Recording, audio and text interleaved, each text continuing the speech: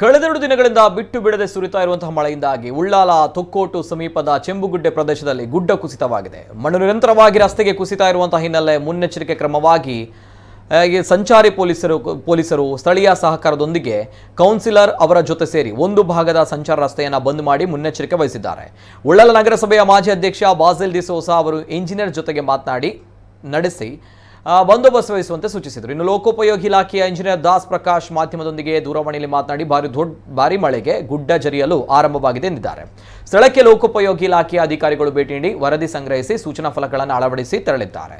ನಗರಸಭೆ ಸದಸ್ಯ ಬಾಸಿಲ್ ಡಿಸೋಸಾ, ವಿದ್ಯಾರ್ಥಿ ಯೂನಿಯನ್ ಅಧ್ಯಕ್ಷ ಸಫ್ವಾನ್ ಕೆರೆಬೈಲ್, ಸ್ಥಳೀಯರಾದ ತಮ್ಜೇಲ್, ಇರ್ಫಾನ್, ತೌಸೀಫ್, ನಿಯಾಜ್ ಮತ್ತಿತರರು ಸೇರಿಕೊಂಡು ಗೋಣಿಚೀಲ ಹಾಗೂ ಬ್ಯಾರಿಕೇಡ್ಗಳನ್ನು ಇರಿಸಿ ಗುಡ್ಡ ಕುಸಿತದ ರಸ್ತೆಯ ಭಾಗವನ್ನು ಬಂದ್ ನಡೆಸಿ ಏಕಮುಖ ಸಂಚಾರಕ್ಕೆ ಅವಕಾಶ ಕಲ್ಪಿಸಿದ್ದಾರೆ.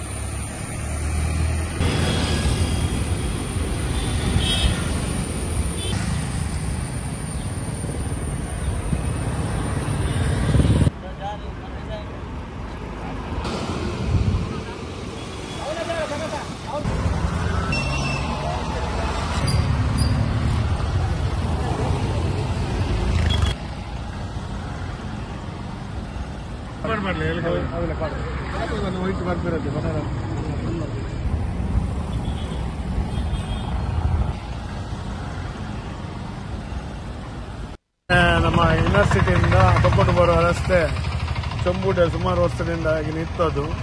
ಇಲ್ಲಿ ಡಬಲ್ ರೋಡ್ ಆಗಿದೆ. ಈಗ ಡಬಲ್ ರೋಡ್ ಆಗಿ ಮುಂಚೆನೆ ಅದು ಜರಿತಿತ್ತು. ಈಗ ಜೋರು ಮಳೆ ಬಂದು ಅದು ಜರಿದು ಬಿದ್ದಿದ್ದಾರೆ. ಅದಕ್ಕೆ ಈಗ ನಮ್ಮ ಊರಿನವರು MLA ಪಿ ಅವರು ಪಿಂಟೋ ಮತ್ತೆ ಸಪಾನ್ ನಮ್ಮ ಊರಿನ ನಾಗರಿಕರೆಲ್ಲ ಕೂಡಿ ಅದಕ್ಕೆ ಈಗ ಅಲ್ಲಿ ಬಂದೋಬಸ್ತ್ ಮಾಡಿದ್ದಾರೆ. ಆ ಗುಡ್ಡೆ ಹೇಳಲಿಕ್ಕೆ ಆಗುದಿಲ್ಲ. ಈಗ ತಾನೇ ಸರ್ಕಾರ PW ಇಂದ MLA ಅವರು ಅದಕ್ಕೆ ಅನುದಾನ ಇಟ್ಟಿದ್ದಾರಂತೆ ತಡೆಗೋಡೆ ಮಾಡಲಿಕ್ಕೆ. ತಡೆಗೋಡೆಗೆ ಮಳೆಗಾಲದಲ್ಲಿ ಆಗುವ ಸ್ವಲ್ಪ ಲೇಟ್ ಆಗಬಹುದು. ಅದು ಆದಷ್ಟು ಮಾಡಿದ್ರೆ ಒಳ್ಳೆಯದು, ಜನರಿಗೆ ತೊಂದರೆ ಆಗಬಾರದು. ರೋಡ್ ಎಲ್ಲ ಬಾರಿ ಚಂದ ಮಾಡಿದ್ದಾರೆ. ಅದು ದೊಡ್ಡ ಸಿಡಿ ಗುಡ್ಡೆ, ಅದರ ನೀರು ಬಂದು ಮೇಲಿನ ಜರಿತಾ ಇದೆ.